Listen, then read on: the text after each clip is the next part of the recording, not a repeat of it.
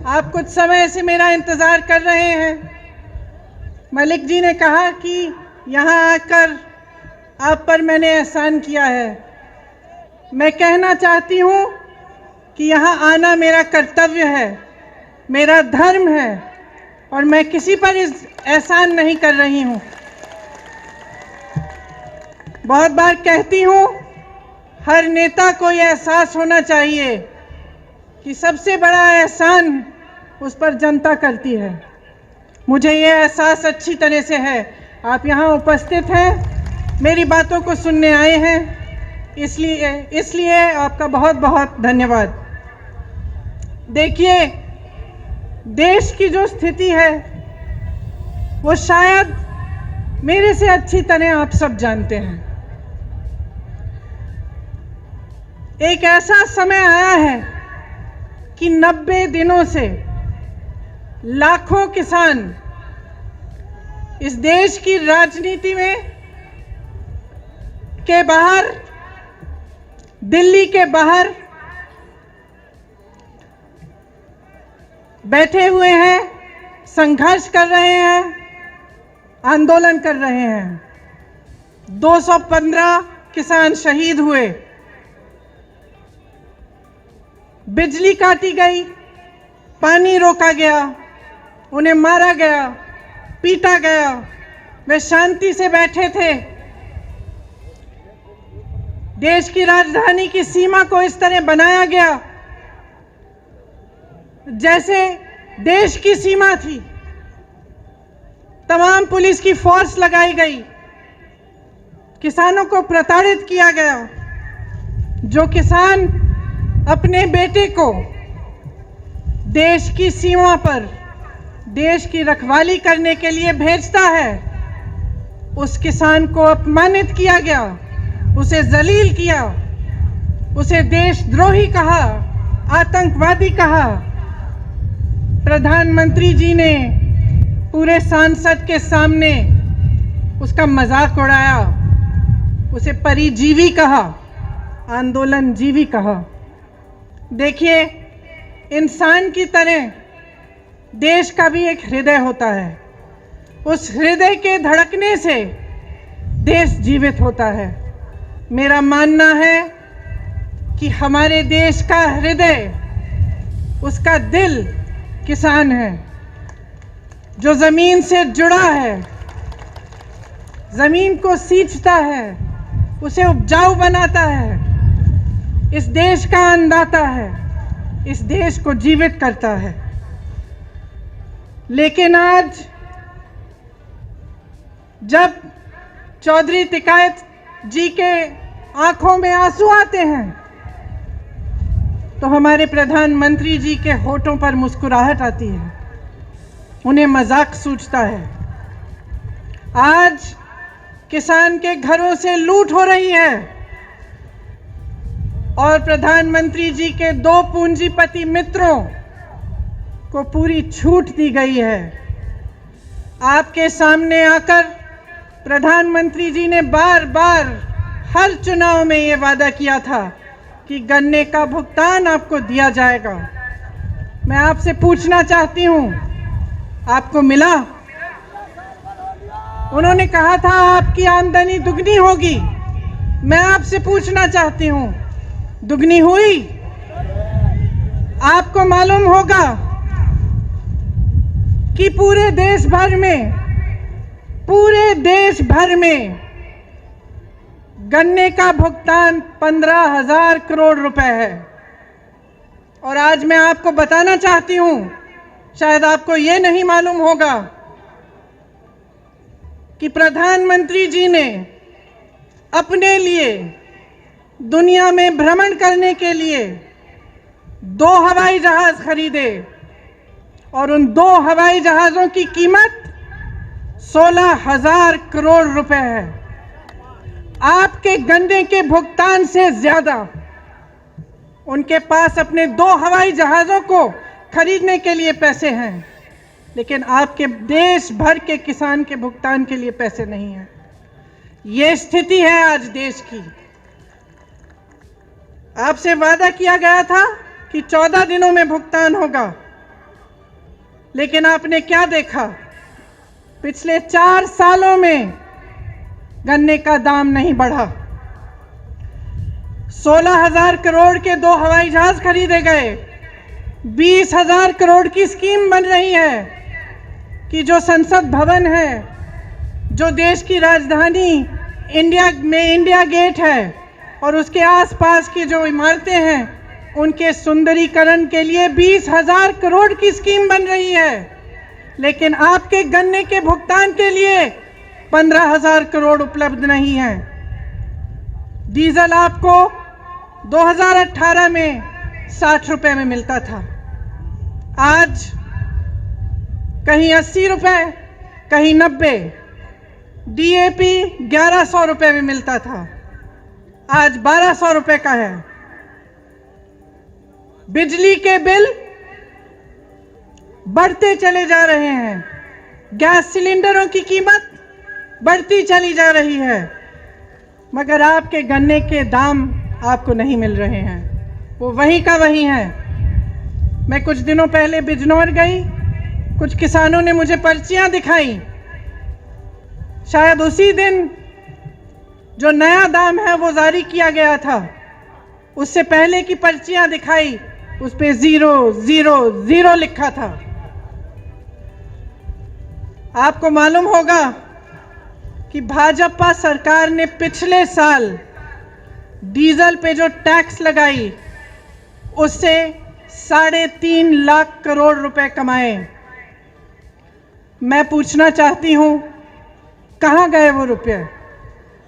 2014 से अब तक मोदी सरकार ने पेट्रोल डीजल पर टैक्स बढ़ाकर, आपको मालूम नहीं होगा, 21,50,000 रुपए कमाए।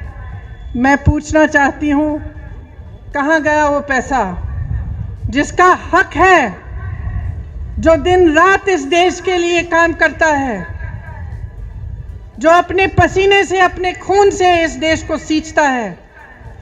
उसको क्यों नहीं मिला है ये पैसा? नौजवान को क्यों नहीं मिला? रोजगार क्यों नहीं दिया? और जब वही किसान प्रताड़ित होकर अपनी समस्या लेकर आपके पास आया, तो आपने उसकी बात क्यों नहीं सुनी? दिल्ली का बॉर्डर नरेंद्र मोदी जी के घर से कितना दूर है? 5-6 किलोमीटर दूर होगा।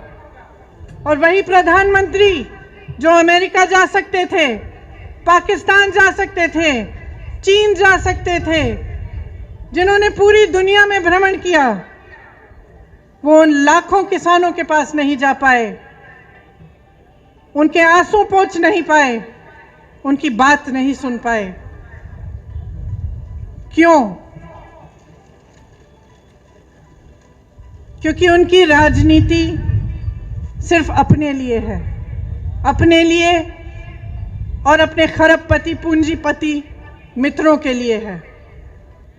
इसी समय जब पूरा देश तड़प रहा है, किसान तड़प रहा है, भुगतान नहीं हो रहा है, इसी साल में अगर आप देखेंगे कि इन 1-2 खरबपति मित्रों ने कितना पैसा कमाया, तो आप चौंक जाएंगे। हजारों करोड़ कमाया है, और आप सड़क पे बैठे हुए अपने हक के लिए संघर्ष कर रहे हैं, आंदोलन कर रहे हैं, और कोई सुनने को तैयार नहीं है। जो 3 कानून इस सरकार ने निकाले हैं, उनका सार तो आप जानते ही होंगे। पहला कानून कि प्राइवेट मंडियां लगेंगी, और सरकारी मंडियों में जो टैक्स लिया जाता है वो प्राइवेट मंडियों में नहीं लिया जाएगा। इसका मतलब क्या है? इसका मतलब ये है कि आस्ते आस्ते सरकारी मंडियां बंद हो जाएंगी। और आप सब जानते हैं कि सरकारी मंडियों की खासियत ये है कि आपको न्यूनतम समर्थन मूल्य मिलता है, कि कोई भी कहीं से भी आकर आपको ये नहीं कह सकता कि आपको कम दाम पे आपसे खरीदेगा। प्राइवेट मंडियों के खुलने से और उनको मजबूत बनाने से क्या होगा?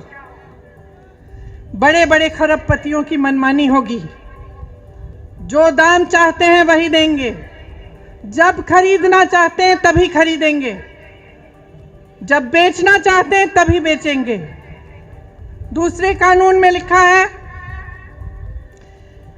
कि कॉन्ट्रैक्ट फार्मिंग होगी। कॉन्ट्रैक्ट फार्मिंग का क्या मतलब है?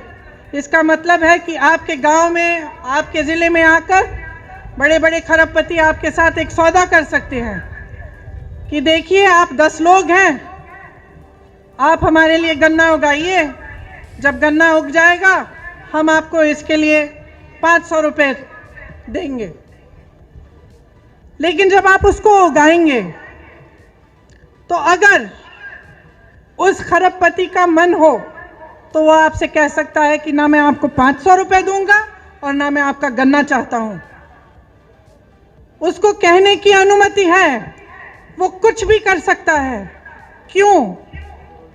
क्योंकि इस कानून के तहत आपकी कोई सुनवाई नहीं है। अगर आप अदालत में जाना चाहेंगे, उसकी शिकायत करना चाहेंगे, तो आप सिर्फ एसडीएम के पास जा सकते हैं और उनके ऊपर जो एक अधिकारी है उनके पास जा सकते हैं, लेकिन आप अदालत नहीं जा सकते, आप अपने हक के लिए लड़ नहीं सकते। ये लिखा है उस कानून में।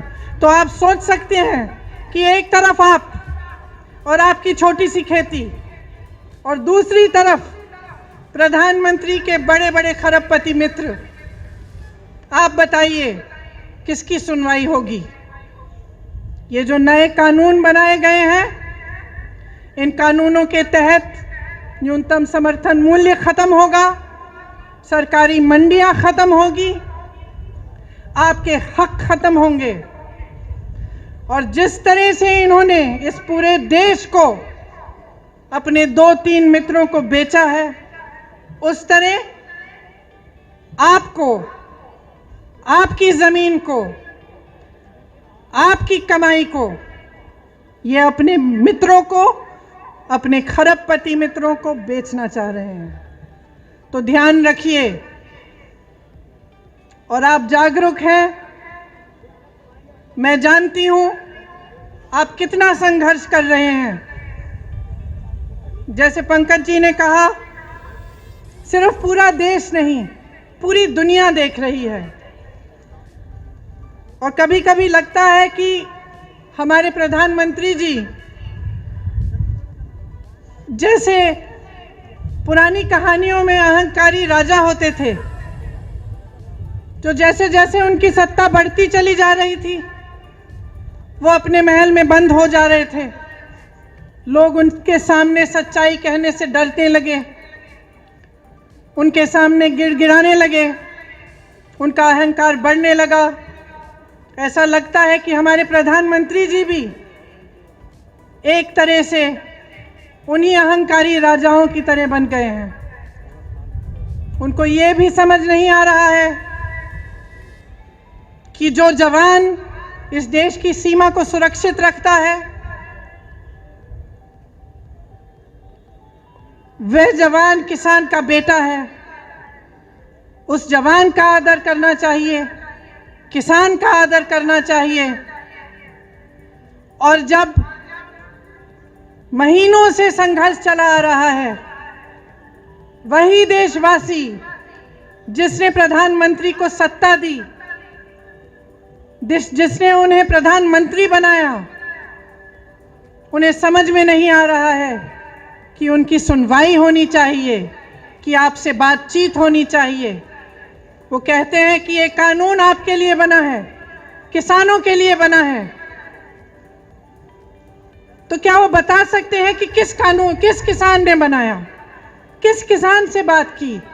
और अगर पूरे देश भर का किसान कह रहा है कि भाई प्रधानमंत्री जी, हमें ये आपका कानून नहीं चाहिए, ये सरकार मजबूत नहीं है, दुर्बल है, क्योंकि अपनी ही जनता अपने ही देश की आवाज नहीं सुन पा रही है, ये सरकार पीछे हटेगी, इनको पीछे हटना पड़ेगा। जय जवान, जय किसान, जय जवान, जय किसान, जय हिंद।